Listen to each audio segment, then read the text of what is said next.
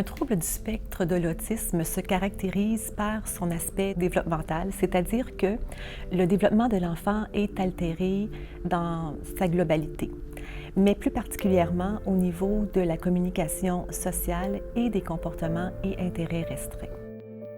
La recherche était dans un premier temps de faire une recension des écrits récentes afin de faire le portrait des personnes qui présentaient un trouble du spectre de l'autisme.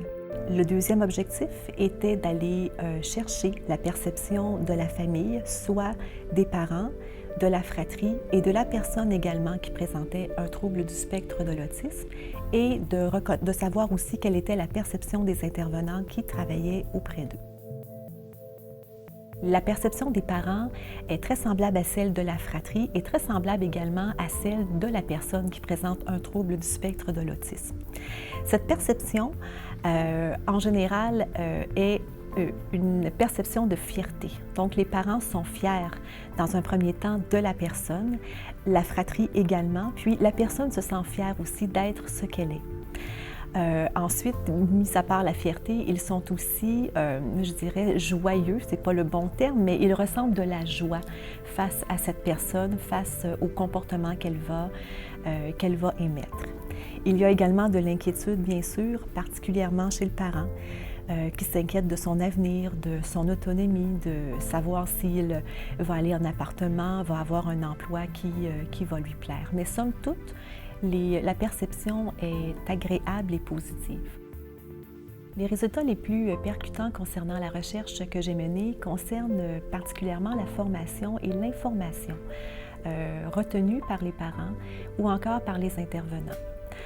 Lors de l'annonce de diagnostic, bien sûr que les professionnels annoncent la difficulté que l'enfant peut présenter ainsi que des moyens d'intervention et possiblement que les parents ne retiennent pas toute l'information nécessaire en lien avec les comportements que leur enfant présente ou encore les interventions qu'ils ont à effectuer auprès de celui-ci. Pour les intervenants, c'est un peu la même chose. Ils ont une bonne formation de base.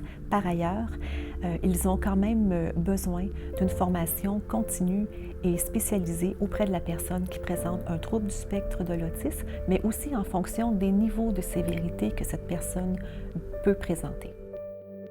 Pour augmenter en effet le transfert d'informations ou de connaissances entre les parents et les intervenants, je crois qu'il y aurait lieu d'être créatif.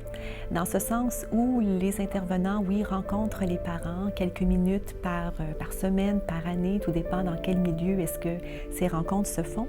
Par ailleurs, je crois que les parents ont besoin d'informations écrites, que ce soit par un courriel ou encore que les intervenants prennent en photo des tâches que les parents devraient pratiquer avec l'enfant.